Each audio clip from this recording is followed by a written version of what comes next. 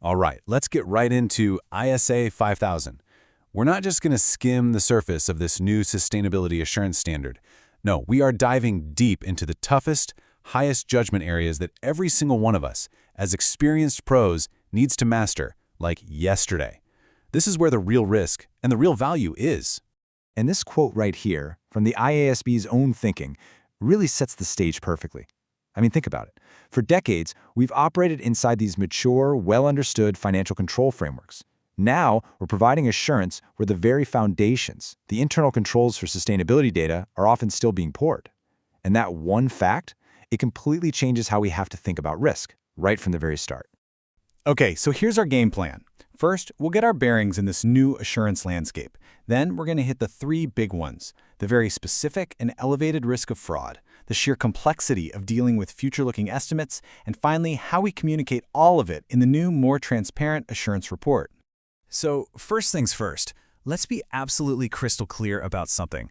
Providing assurance on sustainability information isn't just an add-on to a financial statement audit. It's a whole new ballgame with its own unique risks and challenges.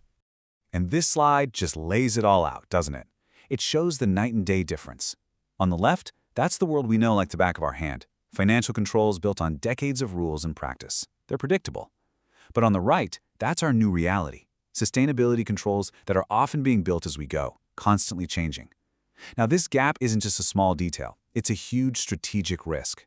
It creates the perfect breeding ground for misstatements, and specifically, as the ISB points out, for management override. And that control gap? Well, it leads us straight into our first deep dive: fraud. But we need to be really specific about the type of fraud that should be keeping us up at night in these sustainability engagements.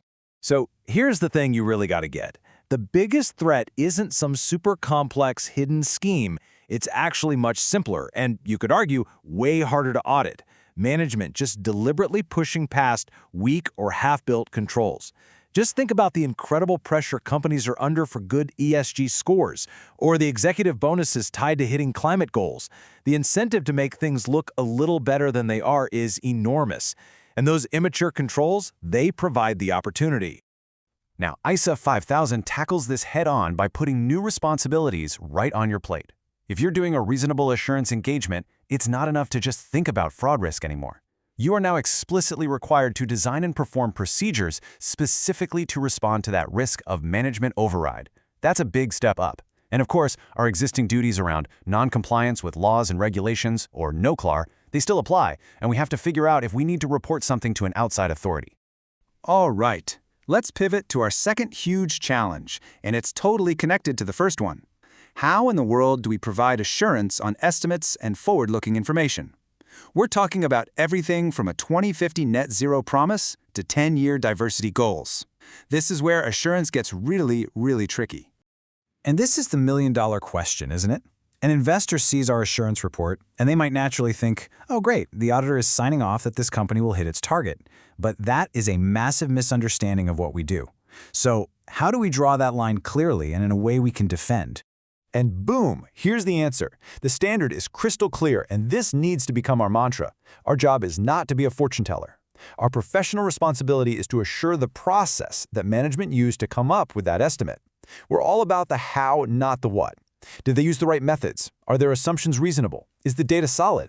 Let me say that again. We are not providing assurance that the future goal itself is going to be met.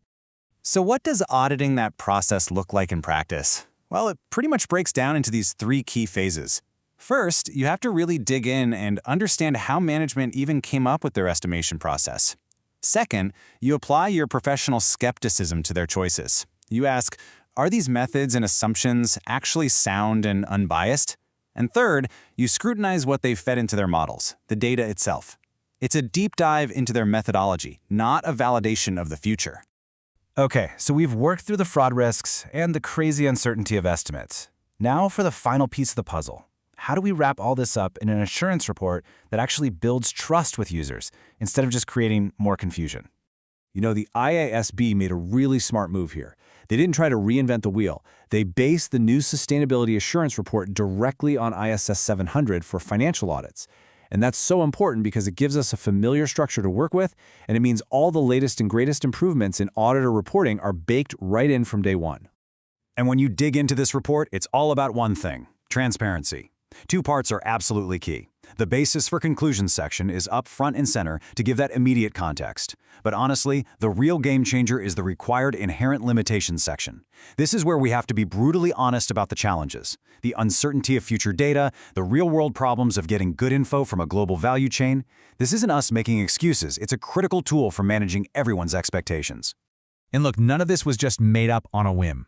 All of these new requirements are spelled out and justified in the IASB's Basis for Conclusions document. For us as practitioners, this thing is required reading. It's the why behind the what in the standard. And understanding that why is what gives us the confidence to apply these rules out in the real world. So to wrap this all up, here are the 3 things I really want you to walk away with. First, remember that those immature sustainability controls aren't just a small issue. They create a very real, elevated risk of management override that you have to actively address. Second, when it comes to estimates, your entire focus has to be on auditing the process, not guaranteeing the outcome. And third, that new assurance report? It's our best tool for building trust by being totally transparent, especially about the inherent limitations of the data. And that just leaves us with one final thought to chew on. This whole field is changing so fast, and the pressure to get it right is only going up. So as we all move forward, what do you think is going to be the single biggest challenge for us as auditors in using these new reports to build and maintain the public's trust? That's the question we're all going to be answering with our work in the years to come.